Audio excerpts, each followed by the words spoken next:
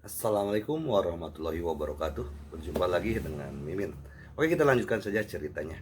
Bab 3330 sampai bab 3331. Xiao Anyi bangkit dari tanah, kaget dan malu. Tanpa diduga, dia ditendang oleh Ye Chong, dan di depan banyak murid pengadilan surgawi timur dan Wang Sui. Dia merasakan sedikit sakit di perutnya. Xiao Anyi tidak pernah menyangka Ye Chong memiliki kekuatan sekuat itu. Bahkan saya menderita kerugian. Namun, Xiao Anyi hanya menganggap ini karena dirinya meremehkan musuh. Dia tidak mengira Ye Chong bisa mengalahkannya.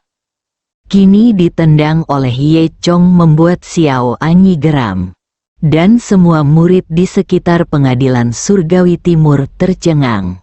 Anda tahu, di mata orang-orang ini, Xiao Anyi hampir setara dengan para tetua sekte. Di mata mereka, Ye Chong hanyalah seorang murid berpakaian abu-abu yang baru saja memulai. Seorang murid berpakaian abu-abu benar-benar menendang sesepuh sekte itu. Siapa yang bisa mempercayai ini? Wang Sui juga tampak terkejut. Ini salah. Kapan Ye Chong menjadi begitu kuat? Wang Sui berkata dengan kaget. Wang Sui dan Ye Chong bertarung satu sama lain sebelumnya ketika Ye Chong pergi ke pengadilan surgawi timur untuk mencuri ramuan. Pada saat itu, Ye Chong sama sekali bukan tandingannya, dan dia mengejar Ye Chong ke seluruh halaman. Dalam waktu singkat ini, bagaimana Ye Chong bisa mengalahkan Xiao Anyi? Gao yang di sebelahnya bahkan lebih terkejut, tampak tidak percaya. Xiao Anyi akan menjadi terkenal di depan semua orang hari ini. Tapi di luar dugaan, dia merasa malu. Sebagai murid pertama pengadilan Langit Timur, Xiao Anyi tidak pernah mengalami kerugian sebesar itu. Memikirkan hal ini, Xiao Anyi menjadi semakin marah.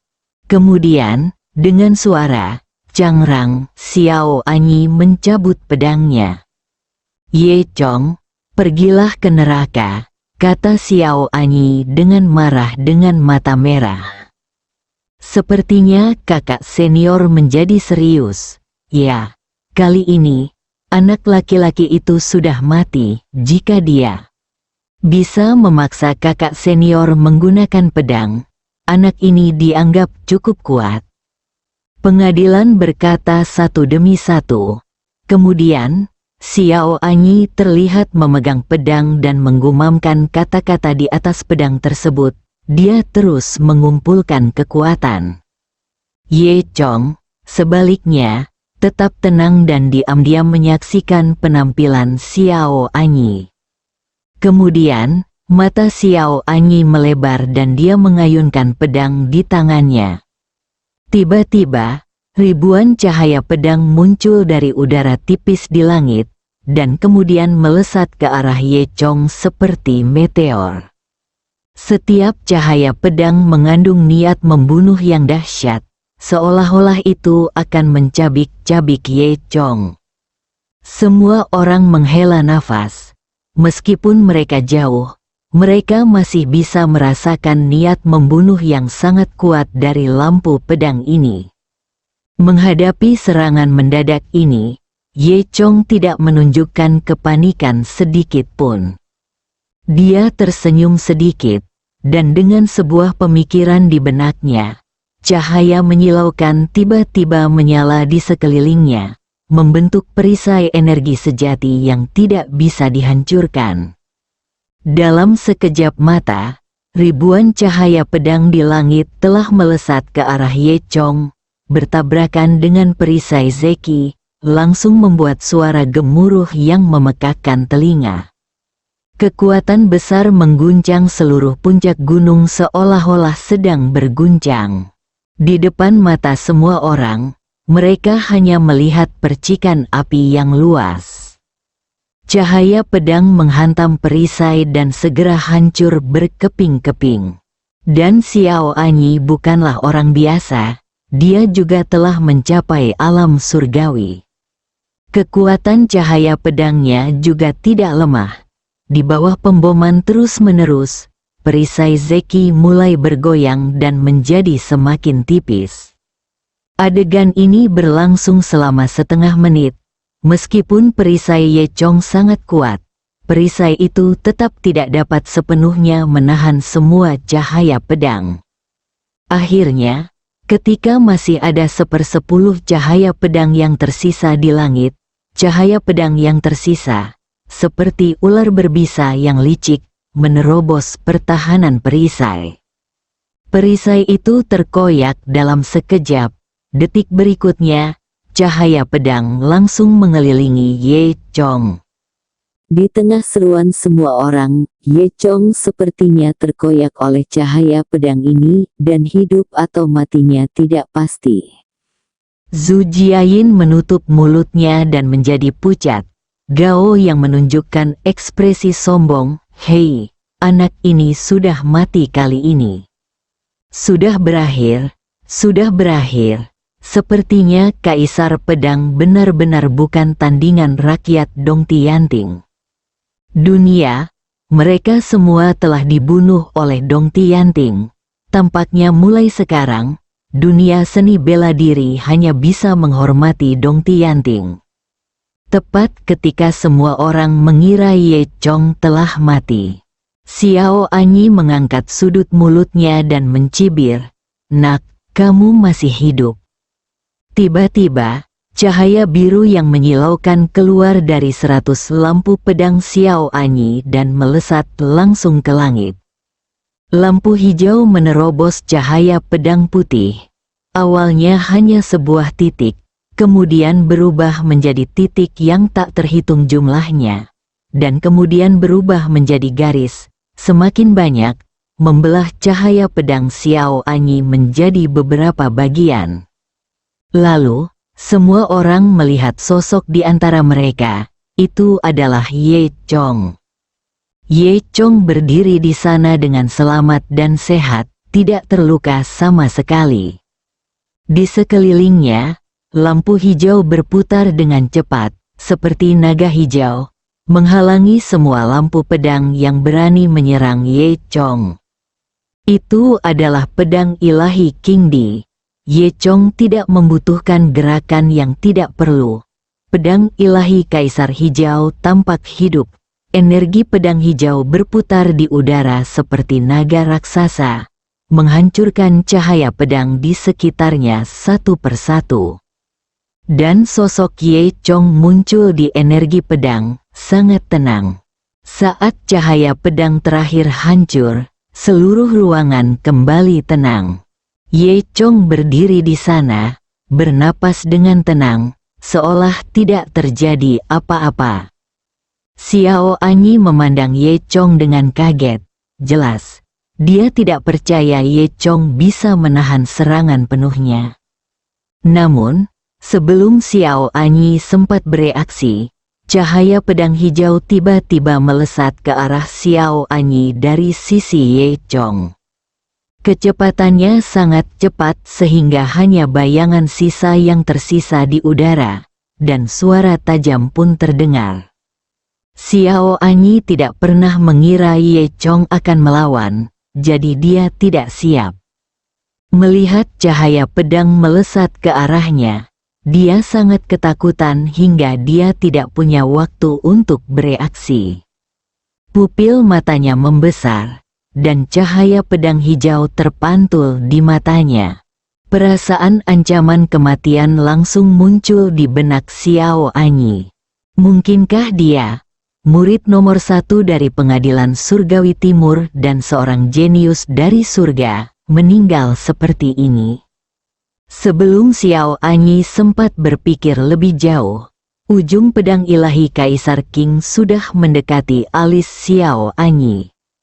Dan ketika jaraknya kurang dari 1 mm dari alis Xiao Anyi, pedang ilahi King Di tiba-tiba berhenti dan berhenti. Suara pedang yang menembus udara saja membuat alis Xiao Anyi tergelitik. Jika pedang kecil itu tidak berhenti, alis Xiao Anyi mungkin sudah tertusuk sekarang. Merasa telah selamat dari kematian, diam-diam Xiao Anyi menghela nafas lega, dan keringat dingin mengucur di punggungnya. Terjadi keheningan yang mematikan. Jelas bahwa Xiao Anyi berada di atas angin sekarang. Tetapi dalam sekejap mata, sepertinya Ye Chong telah membalikkan situasi pertempuran lagi. Setelah Xiao Anyi terkejut, dia kembali marah, kehilangan muka di depan Ye Chong lagi. Xiao Anyi sangat marah hingga kehilangan akal sehatnya. Dia mengayunkan pedangnya tiba-tiba, mencoba menjatuhkan pedang ilahi King Di. Namun, pedang ilahi Kaisar Hijau sepertinya sedang mempermainkan Xiao Anyi. Ketika Xiao Anyi mengayunkan pedangnya, pedang ilahi King Di kembali ke Ye Chong. Pada saat yang sama, ada gunung lain yang hampir sejajar dari tempat konferensi. Ada seorang lelaki berdiri di atas batang pohon tua di puncak gunung. Ini adalah wanita paruh baya dan lanjut usia yang terlihat berusia 60-an, namun memiliki tubuh yang kuat dan tidak ada kerutan di wajahnya. Dia mengenakan jubah putih dan memiliki wajah dingin. Sepasang mata menyaksikan pertarungan antara Ye Chong dan Xiao Anyi dari kejauhan. Orang ini tidak lain adalah Guanyin yang telah punah dari Gunung Guanyin di wilayah Laut Selatan, penguasa Long Zaiye. Dia datang ke daratan Tiongkok kali ini hanya untuk menemukan Ye Chong dan membalaskan dendam muridnya. Saya kebetulan tahu bahwa Ye Chong akan bertengkar dengan orang lain, jadi saya menjadi penasaran dan datang untuk melihatnya. Saat melihat kekuatan Xiao Anyi, awalnya dia terkejut. Saya tidak menyangka bahwa setelah bertahun-tahun mengasingkan diri, seseorang yang bisa naik ke surga akan muncul di dunia seni bela diri Tiongkok. Dan ketika Ye Chong menunjukkan kekuatannya dan Xiao Anyi yang dianiaya hampir tidak mampu melawan, kepunahan Guanyin bahkan lebih terkejut lagi. Dia tidak menyangka bahwa orang yang membunuh muridnya ternyata adalah seorang pendaki yang lebih kuat lagi. Apakah semua anak muda di Tiongkok begitu kuat sekarang? Dia mengajari Long Zaiye bagaimana menjadi dewa tanah, tapi dia lupa memberitahunya untuk tidak memprovokasi makhluk surgawi. Dari sudut pandang ini, kematian Long Zaiye memang tidak adil. Namun, bukan berarti muridnya bisa dibunuh begitu saja. Kekuatan Ye Chong tidak diragukan lagi mengesankan di mata Extinction Guanyin. Setiap kali anak ini mengayunkan pedangnya, dia sepertinya membawa vitalitas yang tak ada habisnya. Auranya begitu panjang bahkan Guanyin pun terkejut. Jika anak ini terus berkembang, saya khawatir saya pun tidak akan mampu bersaing dengan anak ini di kemudian hari. Guanyin diam-diam kagum. Dia tahu bahwa pemuda seperti itu jelas bukan makhluk di dalam kolam. Sangat disayangkan membunuh pendaki muda seperti itu. Tapi itu salahmu sendiri, kata Guanyin pada dirinya sendiri. Saat Ye Chong mengorbankan pedang ilahi King Di, Guanyin langsung terkejut. Meskipun banyak generasi muda tidak dapat mengenali pedang kecil di tangan Ye Chong, pedang itu tampak sangat familiar bagi Guanyin. Pedang kecil ini memancarkan aura misterius yang tak terlukiskan. Meski jaraknya ribuan meter, Guanyin masih bisa merasakannya. Sebuah pemikiran tiba-tiba muncul di benaknya. Mungkinkah pedang ini adalah artefak legendaris dari orang yang mengatasi kesengsaraan? Kepunahan Guanyin mengenang sebuah legenda masa mudanya, sosok paling kuat dan misterius di dunia persilatan saat itu. Manusia fana yang benar-benar berhasil mengatasi kesengsaraan dan menjadi makhluk surgawi. Dikatakan bahwa dia memiliki kekuatan yang sangat kuat. Sebelum dia menjadi dewa, dia meninggalkan sebuah kotak pedang dengan 6 pedang kecil di dalamnya, yang akan membantu orang berikutnya yang ditakdirkan untuk berhasil mengatasi bencana tersebut. Sekarang, melihat pedang di tangan Ye Chong, Guanyin semakin merasa bahwa itu adalah salah satu dari 6 pedang kecil Dewa Pedang Krisan yang legendaris. Ada pandangan serakah di mata Extinction Guanyin. Saat ini, Jiu Guanyin tidak lagi peduli dengan kebencian muridnya. Dia tidak menyangka akan mendapatkan sesuatu yang tidak terduga kali ini. Jika Anda bisa menguasai 6 pedang ilahi ini, maka Anda mungkin berhasil mengatasi kesengsaraan dan menjadi makhluk surgawi. Memikirkan hal ini, Guanyin sangat gembira. Dia bergerak dan berubah menjadi cahaya putih, terbang menuju medan perang. Setelah beberapa pertempuran, semua orang terkejut saat mengetahui bahwa Xiao Anyi sama sekali bukan tandingan Ye Chong. Xiao Anyi juga melihatnya. Dia sangat terkejut. Dia tidak akan pernah berpikir bahwa murid pertama Dong Tianting yang agung tidak dapat mengalahkan Ye Chong. Gao Yang, Wang Sui dan lainnya bahkan lebih terkejut lagi. Wang Sui memandang Ye Chong dengan tidak percaya. Saat ini, dia merasa sedikit menyesal. Sikapnya sebelumnya terhadap Ye Chong sangat buruk. Namun, siapa sangka Ye Chong bisa memiliki kekuatan seperti itu? Dan orang-orang di dunia seni bela diri sekarang sekali lagi menghargai kekuatan Kaisar Pedang. Pria yang telah memberikan keajaiban berulang kali ini memang sekuat sebelumnya. Mereka yang tidak optimis terhadap Kaisar Pedang dan telah menyatakan niat baik mereka kepada pengadilan surgawi timur merasa sedikit menyesal saat ini. Ekspresi Ye Chong acuh tak acuh, seolah mengalahkan Xiao Anyi adalah hal yang sangat biasa dan sama sekali tidak layak untuk dibahagiakan. Dia memandang Xiao Anyi dengan tenang dan berkata, dengan kemampuanmu, kamu masih bukan tandinganku. Kamu kalah. Setelah mengatakan itu, Ye Chong berbalik dan bersiap untuk pergi. Kali ini, ketika dia datang untuk bertarung, dia tidak hanya mengalahkan Xiao Anyi, tetapi juga mematahkan ide Dong Tianting untuk menyatukan dunia seni bela diri. Zhu Jiayin tersenyum dan melambaikan tangannya ke Ye Chong.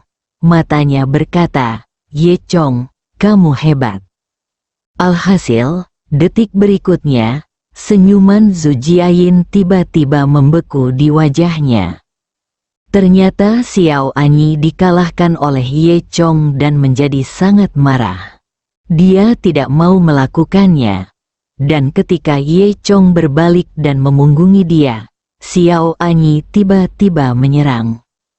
Brengsek, pergilah ke neraka, teriak Xiao Anyi dan bergegas menuju Ye Chong dengan mata merah. Pedang panjang di tangannya menusuk punggung Ye Chong. Kecepatan Xiao Anyi sangat cepat, dan dia menyerang dari belakang, yang jelas merupakan pukulan fatal. Ye Chong mendengus dingin. Kekuatannya tentu saja tidak akan menyakiti Xiao Anyi. Namun, sebelum Ye Chong bisa mengambil tindakan, cahaya putih tiba-tiba jatuh dari langit. Kemudian, dengan bunyi bang, cahaya putih itu menerpa Xiao Anyi dan menghempaskan Xiao Anyi. Xiao Anyi pingsan, berguling beberapa kali di udara, lalu jatuh dengan keras ke tanah. Semua orang terdiam, Ye Chong juga mengerutkan kening. Saya melihat seseorang muncul dalam cahaya putih. Itu adalah Guanyin pembasmian. Dasar binatang buas, aku sudah menyelamatkan nyawamu, tapi kamu masih ingin menyelinap ke arahku dari belakang. Sungguh tidak tahu malu, kata Mieji Guanyin pada Xiao Anyi. Pukulan dari Extinction Guanyin ini begitu dahsyat hingga Xiao Anyi memuntahkan seteguk darah dan kehilangan separuh nyawanya. Saat ini, Xiao Anyi tidak memiliki sikap seperti murid pertama pengadilan surgawi timur. Ketika semua orang melihat pemandangan ini, mereka hanya bisa menghela nafas. Ketika murid-murid pengadilan surgawi timur melihat pemandangan ini, mereka semakin bingung. Xiao Anyi sangat malu dan di depan Wang Sui, dia merasa sangat malu. Pada saat ini, dia merasa bahwa mata yang dilihat Wang Sui dan banyak murid pengadilan surgawi timur padanya seperti pisau, memotong harga dirinya menjadi berkeping-keping. Dia menatap Ye Chong dengan kejam, lalu bangkit dari tanah dan lari menuruni gunung. Banyak murid pengadilan surgawi timur yang tercengang saat itu juga.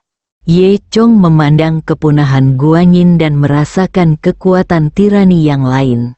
Dia mengerutkan kening, bertanya-tanya apakah wanita tua itu teman atau musuh, dan mengapa dia ingin membantunya.